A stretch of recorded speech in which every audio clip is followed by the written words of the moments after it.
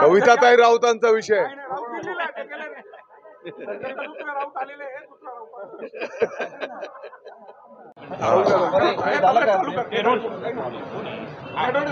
साहेब, अयोध्येचा राम मंदिराचा सोहळा होतोय, कसं बघतायत? मोठी तयारी आहे, मोठा उत्साह आहे. गेल्या 550 वर्षापूर्वीचं संपूर्ण भारतीयांचं नव्हे तर जगाच्या पाठीवरचं आपलं सगळ्यांचं जे स्वप्न होतं, प्रभू श्रीरामचंद्रांचं जन्मस्थळ अयोध्येमध्ये, त्या ठिकाणी एक भव्य दिव्य मंदिर झालं पाहिजे. हिंदू हृदय सम्राट शिवसेना प्रमुख माननीय बाळासाहेब ठाकरे साहेबांचं सुद्धा स्वप्न होतं, अयोध्येमध्ये प्रभू श्रीरामचंद्रांचं मंदिर झालं पाहिजे. आणि ते स्वप्न आता साकार होत आहे. भारताचे लोकप्रिय प्रधानमंत्री आदरणीय नरेंद्र मोदी साहेबांच्या नेतृत्वाखाली हे स्वप्न संपूर्ण जगाच्या पाठीवरचं साकार होत असताना आपल्याला सगळ्यांना आनंद आणि अभिमान आहे.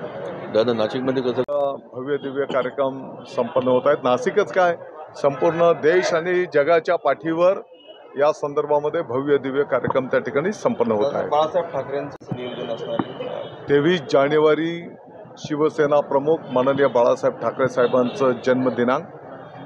दर वर्षाला हा दिवस शिवसैनिकांच्यासाठी एक चेतना देणारा दिवस असतो आणि अतिशय जल्लोषपूर्ण वातावरणामध्ये संपूर्ण शिवसैनिक त्या ठिकाणी साहेबांचा जन्मदिवस साजरा करतात. नाशिकमध्येही त्याचं संपूर्ण नियोजन करण्यात आलेलं आहे.